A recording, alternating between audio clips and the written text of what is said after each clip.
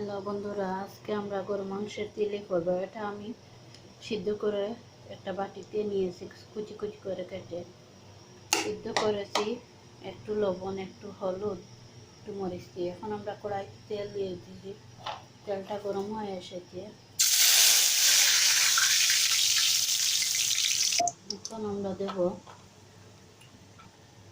তেজপাতা দিচ্ছি, গরম মশলা দেবো, দারচিনি, এলাচি দিয়ে হালকা ভেজে নেব। মুড়ি দিয়ে দিচ্ছি, জিরা, আস্তা জিরা, ফ্লেভারটা ভালো আসে একটু ভেজে নিলে।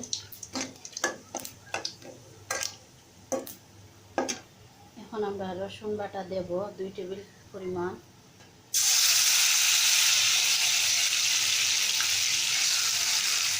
নাড়াচাড়া করে লালচে করে নেব, ভালোভাবে কষিয়ে নিচ্ছি, না হলে রান্না হবে না, মশলা গায়ের গন্ধটা রয়ে যাবে। এখন আমরা 3 টেবিল চামচ পেঁয়াজ বাটা দিয়ে দেব, 1 চামচ, 2 চামচ,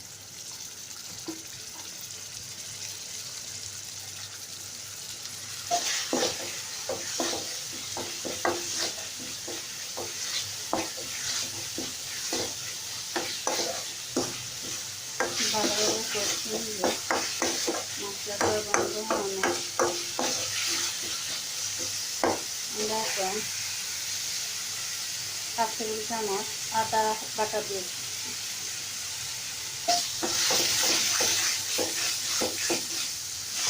1 চামচ আমরা হলুদ দিয়ে দেবো। মশলাটা কষিয়ে এসেছি, দিয়ে একটু নাড়াচাড়া করবো।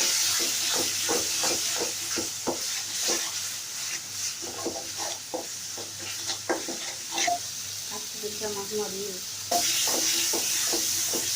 পাঁচফোড়ন, ধনিয়া গুঁড়া একত্রে দিয়েছি, সব মিলিয়ে ও ধনিয়া গুঁড়া সাথে মিশিয়ে রেখেছি। তাই দিয়ে দিলাম 8 টেবিল চামচ বয়েল পানি অ্যাড করবো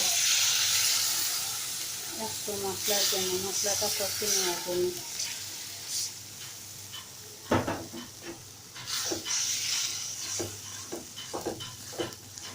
বন্ধুরা, মশলাটা পুরোপুরি হয়ে এসেছে। এখন আমরা 5 জিরা পাউডার দিয়ে দেবো, 1/2 টেবিল চামচ। মশলা ছোটো দেখছেন, 1/2 টেবিল চামচ দিয়ে দিলাম, কারণ সব মশলাটার একটা গ্রান আছে, জিরাটার একটু গ্রান আছে, তাই একটু করে দিলাম। এই মশলাগুলো যখন কষিয়ে এসেছিল তখন, কারণ গ্রানটা রবে, তখন আমরা চিলিগুলো দিয়ে দিলাম। এভাবে নেড়ে দেবো। 5 মিনিট আমরা কুক করে নিচ্ছি, এভাবে নাড়াচাড়া করে অনবরত নাড়তে হবে। চুলার জাল মাঝারি করে নিতে হবে, কারণ নিচে লেগে যাবে। অল্প আছে, এভাবে নেড়ে ছেড়ে দিলে মশলাটা ঢুকবে চিলির মাধ্যমে ভিতরে।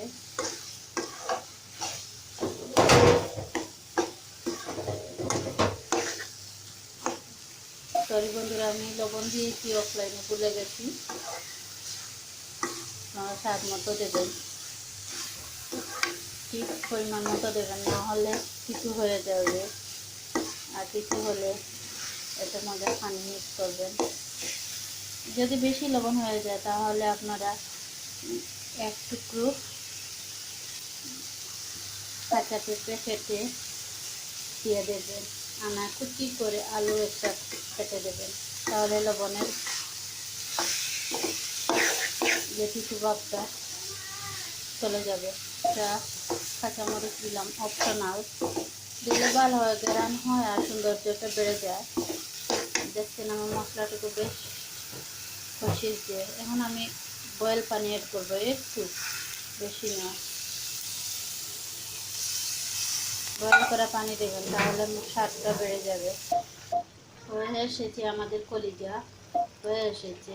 দেখেন আমি পানিটুকু শুকিয়ে নিয়েছি, খুব সুন্দর। এই তিলি বোনা কলিজা বোনা করলে এভাবে কালার আসে বন্ধুরা। আমারও কালার এভাবে এসেছে,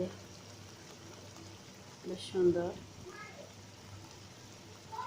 যদি ধনিয়া পাতা আপনারা পছন্দ করেন তাহলে দিয়ে দেবেন, আমি অবশ্য পছন্দ করি না, তাই দিচ্ছি না। আল্লাহ হাফিজ, ভালো থাকেন।